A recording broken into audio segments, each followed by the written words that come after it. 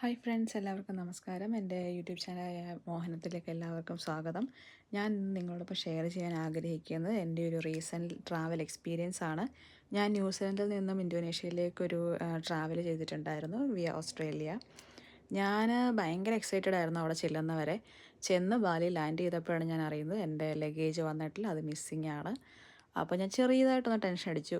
ആ ടെൻഷൻ ഇങ്ങനെ കയറി ഇങ്ങനെ തലയ്ക്ക് വന്ന് നിൽക്കുമ്പോഴാണ് ഞാൻ ഓർത്തത് ടെൻഷൻ അടിച്ചുകൊണ്ട് കാര്യമില്ല. കാരണം നമ്മൾ ടെൻഷൻ അടിച്ചതിൻ്റെ ഫുൾ പ്ലാനിങ് ട്രിപ്പ് കുളമാവും. സോ ഞാൻ അവിടുത്തെ കസ്റ്റമർ സെൻറ്ററിൽ പോയി അവിടുത്തെ ആൾക്കാരോട് സംസാരിച്ചു, കംപ്ലയിൻറ്റ് ഫയൽ ചെയ്തു.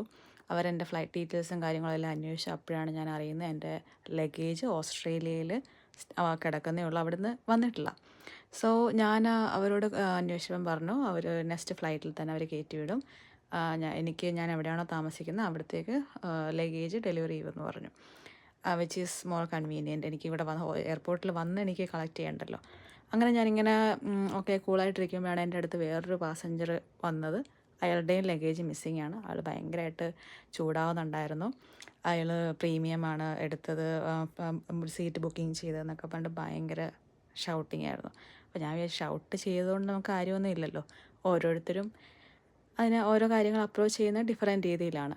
പക്ഷേ എന്നെ സംബന്ധിച്ച് ഞാനത് അങ്ങനെ അപ്രോച്ച് ചെയ്യുകയാണെങ്കിൽ ഒരു പക്ഷേ ഞാൻ എൻ്റെ ഫുൾ ടെൻഷനായി, എനിക്ക് ട്രിപ്പ് മൊത്തം എനിക്കിതിനെക്കുറിച്ചുള്ള വറീസ് ആയിരിക്കും, എനിക്കൊട്ടും എൻജോയ് ചെയ്യാൻ പറ്റിയില്ല. സോ ഞാൻ just breathe in breathe out just relax ചെയ്തിട്ട് അതിനെന്താണോ അടുത്ത് ചെയ്യാൻ പറ്റുന്നത് അത് ചെയ്തു. ഫോമെല്ലാം ഫില്ല് ചെയ്തു. അങ്ങനെ ഞാൻ ഒരു വൺ ഡേ ഞാൻ വെയിറ്റ് ചെയ്തു. പിറ്റേ ദിവസം രാവിലെ തന്നെ എനിക്കെൻ്റെ ലഗേജ് കിട്ടി. ഒരു കേടുപാടും ഉണ്ടായിരുന്നില്ല. അവർ ഓപ്പൺ ചെയ്തൊന്നും നോക്കിയിട്ടൊന്നും ഉണ്ടായിരുന്നില്ല, പ്രശ്നങ്ങളൊന്നും ഇല്ലായിരുന്നു. അവരെൻ്റെ ഹോട്ടലിൽ ഡെലിവറി ചെയ്തു.